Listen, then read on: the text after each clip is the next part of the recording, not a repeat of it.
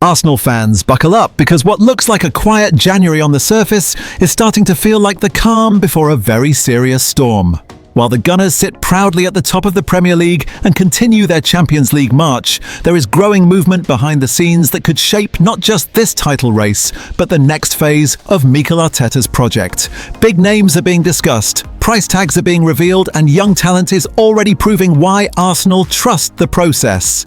Let's start with the headline that has grabbed everyone's attention: Julian Alvarez. Arsenal's long-standing interest in the Atletico Madrid striker is very real, and now the numbers are starting to leak out. Reports suggest that a fee of around £80 million could be enough to convince Atletico to open negotiations. Alvarez is enjoying an excellent season in Spain, registering 16 goal contributions in 28 appearances across all competitions, and internally at Arsenal he is being viewed as a potential solution to the lack of ruthlessness in front of goal during big moments. This is not a panic reaction, it is about profile, versatility and mentality. Alvarez knows the Premier League, he presses aggressively, he can play across the front line, and he has already delivered in title-winning environments. With Victor Gyökeres still adapting and not yet hitting top form, Arsenal see Alvarez as a forward who could elevate the attack to another level. The key question now is timing. Do Arsenal make a surprise late move in January if conditions are right, or do they wait until the summer when negotiations are calmer and the squad can be reshaped more cleanly? While fans debate that, one Arsenal move has already delivered instant proof that the club made the right call. Ethan Nwaneri has announced himself in France in spectacular fashion.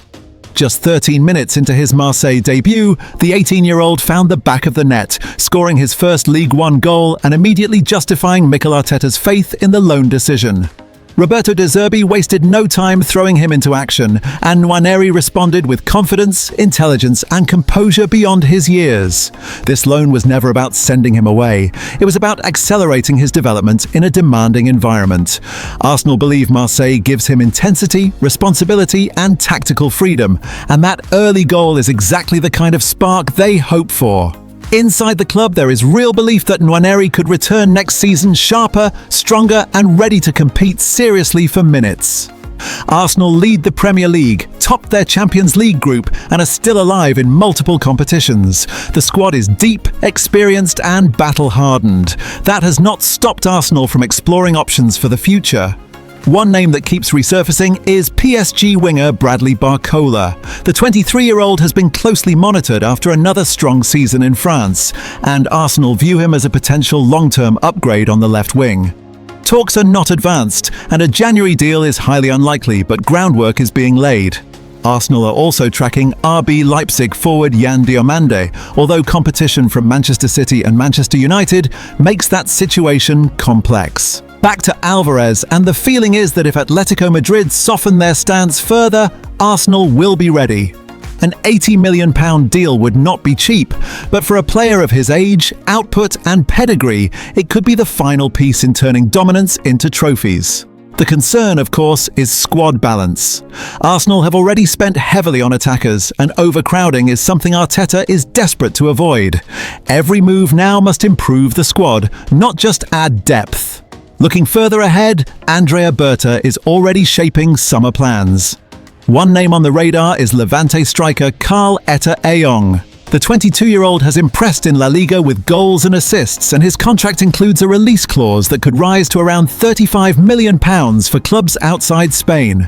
Arsenal see him as a development option with huge upside, though competition from Europe's elite is expected. So Arsenal fans, this is where things stand. No panic, no reckless spending, but serious names, serious planning and serious ambition. Alvarez remains one to watch. Nwaneri is already delivering, and the foundations for the summer are quietly being laid. Now over to you. Would you spend £80 million on Julian Alvarez if it meant finally adding that killer edge? Are you happy with a quiet January if the summer is explosive?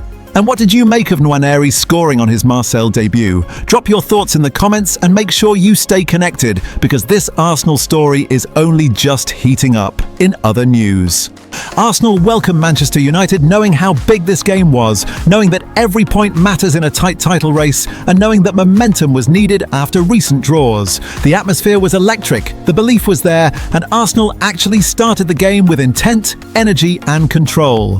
The Gunners took the lead, and for a moment it felt like this was going to be one of those nights where Arsenal show character and authority. But once again, the game did not turn on football alone. It turned on decisions, or more accurately, a lack of proper decisions. The turning point arrives with Patrick Dorgu's goal, a goal that is now being talked about everywhere for all the wrong reasons. In the build-up, the ball clearly makes contact with Dorgu's arm before it drops perfectly for him to shoot. Arsenal players appeal instantly, fans react instantly, and everyone inside the stadium expects VAR to intervene. VAR checks it, but the referee is never sent to the screen. The goal stands. Just like that. Arsenal fans are left staring at the screen, asking the same question they have asked so many times this season. How is that not handball? How is that allowed? How is that consistent with decisions we have seen in other matches? Former officials later claimed the incident was inconclusive, that it might have hit his hip. But supporters have seen the replays. They have watched them over and over. To them, it looks clear. And that is where the anger comes from. Not because of one decision, but because of the feeling that Arsenal never get the benefit of doubt. And then comes the Harry Maguire incident, another moment that pushes fans closer to the edge. Mikel Merino strikes the ball, it is heading towards goal, and it hits Maguire's hand inside the penalty area. His arm is not tucked tightly. The ball is stopped. Arsenal appeal. The stadium erupts. Once again, nothing is given. No penalty, no VAR review at the screen. The explanation later is that Maguire was using his arm to support his body.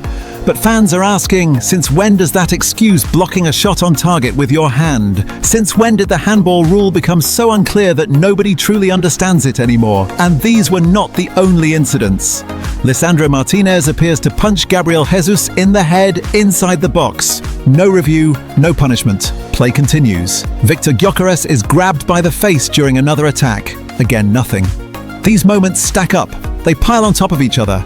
And suddenly it no longer feels like bad luck. It feels like a pattern.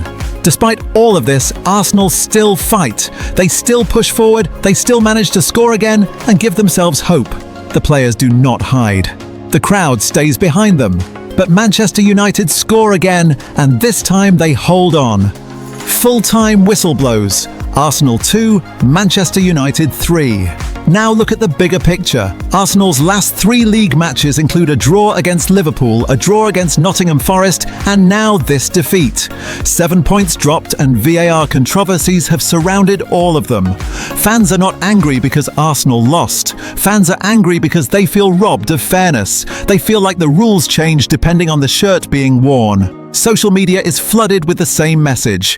Arsenal fans are tired of being robbed over and over again. Tired of apologies. Tired of explanations that change every week. Tired of feeling like their team has to beat the opponent and the officials at the same time.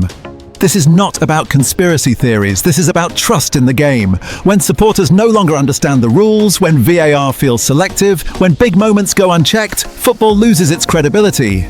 So now the question goes to you. Was this another night where Arsenal were robbed by VAR? Or is this just the new normal that fans are expected to accept?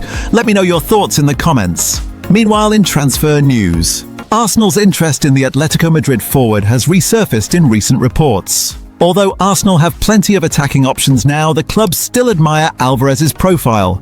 He is a World Cup winner, a proven goal scorer, and someone Arteta could see as an elite addition in the summer. Reports suggest Arsenal have held initial talks about a potential transfer, but they will face heavy competition. Barcelona and Paris Saint-Germain are also said to be monitoring Alvarez, and Atletico Madrid value him highly after investing heavily to bring him to Spain. While a January move is unlikely, this is one name firmly on Arsenal's summer radar. Another name that continues to follow Arsenal is Arda Güler. The Real Madrid midfielder has been admired by Arteta for some time and has featured less regularly under new circumstances at the Bernabeu. ESPN and other outlets have linked Arsenal with interest, but there is no formal offer on the table this month. Like Alvarez, Gula is a long-term target, a player Arsenal could revisit when the window reopens fully. Meanwhile, Arsenal are monitoring Victor Valdepenas from Real Madrid as a potential future defensive addition.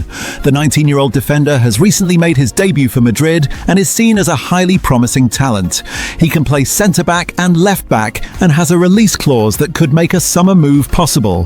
This type of investment reflects Arsenal's strategy of blending established stars with exciting youth prospects. Next up, Ethan Nwaneri. The 18-year-old has completed a loan move to Marseille for the remainder of the season. After careful consideration, Arsenal decided this was the best path for his development. Nwaneri had made 12 appearances this season but wasn't starting regularly under Mikel Arteta, especially after the signings of Eberechi Eze and Noni Madueke. Arteta and the club spoke at length with Nwaneri, his family and his representatives. They chose Marseille because of Roberto De Zerbi's reputation for developing young talent and his willingness to trust young attackers. The loan is now official and Nwaneri will gain valuable first-team football in League One before returning to the Emirates in the summer. Chelsea have also been linked with Rennes centre-back Jeremy Jacquet, and while personal terms have reportedly been agreed, the clubs have not yet settled on a fee. That unresolved situation has led some to believe Arsenal could still make a late summer push if the deal collapses entirely. Looking at fullback and centre-back markets, Arsenal are being linked with Sporting Lisbon defender Ousmane Diomande and Eintracht Frankfurt left-back Nathaniel Brown.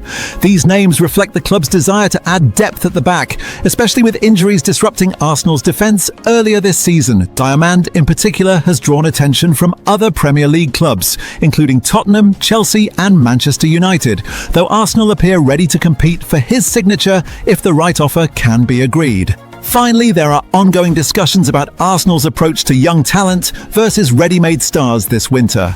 Andrea Berta and the recruitment team have been deliberate in their planning.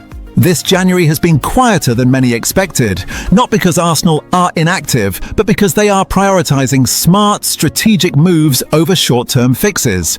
Arsenal's injury situation improving also plays into that. With more first-team players available, fringe players like Nwaneri are now the ones most likely to move on loan for minutes, while the core squad remains intact for the title push. So Arsenal fans, do you think Arsenal should chase Julian Alvarez in the summer? Would Arda Güler be a good fit in midfield?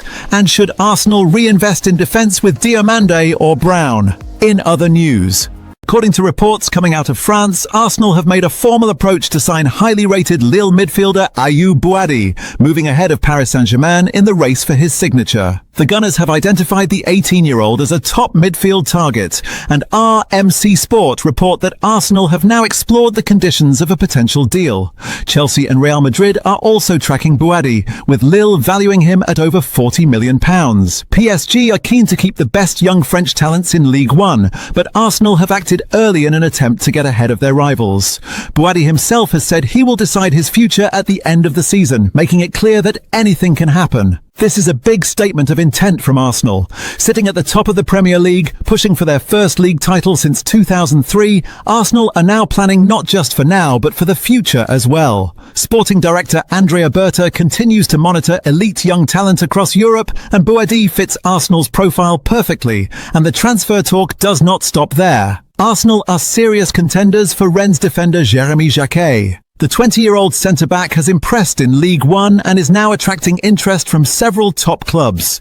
Reports suggest Arsenal have emerged as serious contenders, although Chelsea are also closely monitoring the situation. Rennes are reluctant to sell in January as they chase European qualification, but a deal that keeps Jacquet at the club until the summer could appeal to all parties.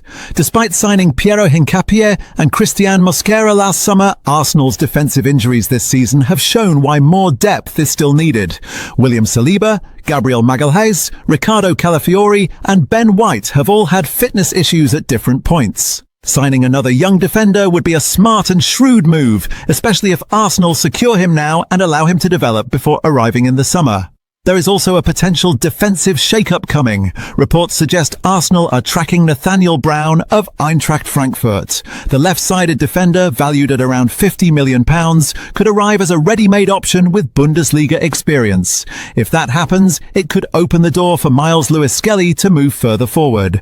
Despite breaking through last season, Lewis-Skelly has started only once in the league this term.